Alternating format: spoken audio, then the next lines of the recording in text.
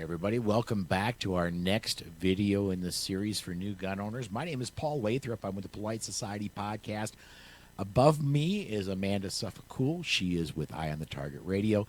And above me and to the right, as you're looking at the screen of her, is Rob Morris of Self-Defense Gun Stories. We're all on the Self-Defense Radio Network. This particular video is going to be about number 2 of the 4 basic rules of gun safety. Never point a gun at anything you're not willing to destroy. Amanda, go. I'm just laughing because never mind. Well, right. Okay. Never point a gun at something that I've never used those words that you're not willing to destroy. I'm like, I don't want to have a bullet hole in it.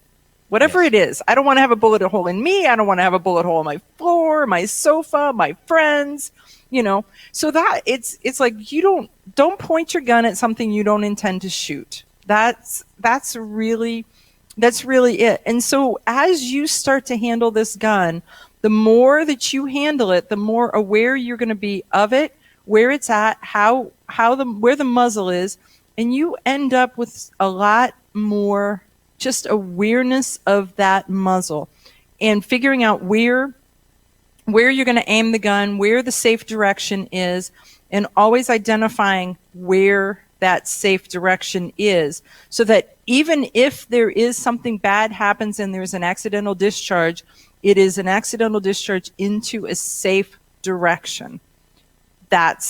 It just makes it so much easier that way. Rob? Another way I heard that rule phrased is point the gun in the safest direction and be aware of where it's being pointed. You may not have a perfect solution. You're on the second floor of the house. Someone could be down below. Look, if you're in the basement, I got it. You can point it down. We know where the bullet will stop. You're on the second floor. Down may not be appropriate. Maybe up's the best solution. Look, you don't want to shoot your ceiling, but it's safer than down. You may have neighbors to the sides. You have to point it, at a fireplace? Look, these are very contextual solutions. So you're trying to find the safest direction. We know that's not at someone else you love. And at your own feet. Become aware of it. Oh, yeah. And Amanda goes, or your own legs or hands. Yes. Or your brand new 4K Super Plasma Ultra television. Okay. I'd rather give up the TV than my foot. Yes. So, you really kind of, you have to, it's a judgment call. You're looking at what is the safest direction of where you are, given the circumstances, and kind of where do you live or where are you at, and think about them, and just think about them in advance, and think about them before you touch the gun. That's the issue, is identify it, then touch the gun, because now you know where you're going to aim it. Amanda, Paul, tell me when we have to stop. I live down in Hurricane Alley. I have a brick house. If it's not a piece of glass, it's got masonry on the far side. I know where a safe direction is. The walls of my house will stop a bullet. Very few people live in houses like that.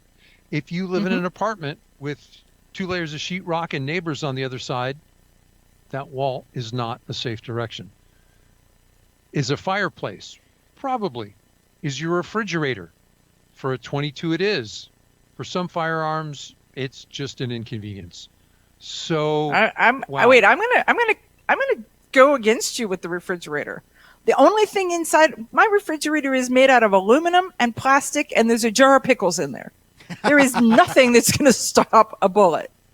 My freezer, on the other hand, may stand a better chance because they're lumpy things that are old. But so it may look big, but it may not be bulletproof. Right. There you go. I like that.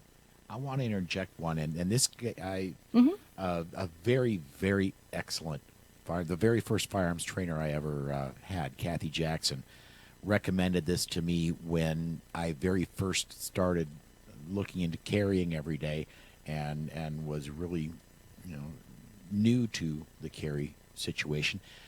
She said, if you're going to be dry practicing, build a bookshelf, and on that bookshelf, put things and make sure it's full. And if you don't have enough books, put things like telephone books. But it's going to be a lot easier for that bookshelf than almost anything in your house, especially if you are at an angle to it. It's going to stop things. It's going to stop things that shouldn't hit it a lot better than a lot of other things in your house are. I like that. The thing is, if you're going to be practicing in your house, dry practice, you've got to have a great backstop, and you've got to think about it beforehand.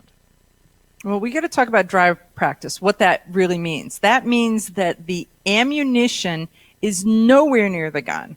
You've checked the gun, you've checked it again, you've checked it a third time, and you're handling an empty gun or a gun with snap caps, which are plastic, pretend, fake bullets.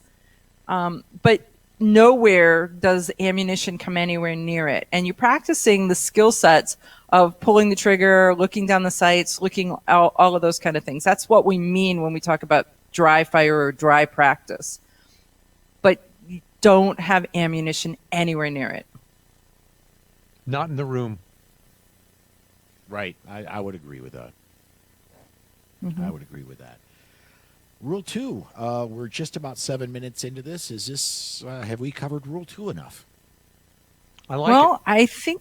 I think we've covered it good. Okay. We're going to go ahead and set this one aside. Coming up next in the series is going to be Rule 3. Stay tuned for that one.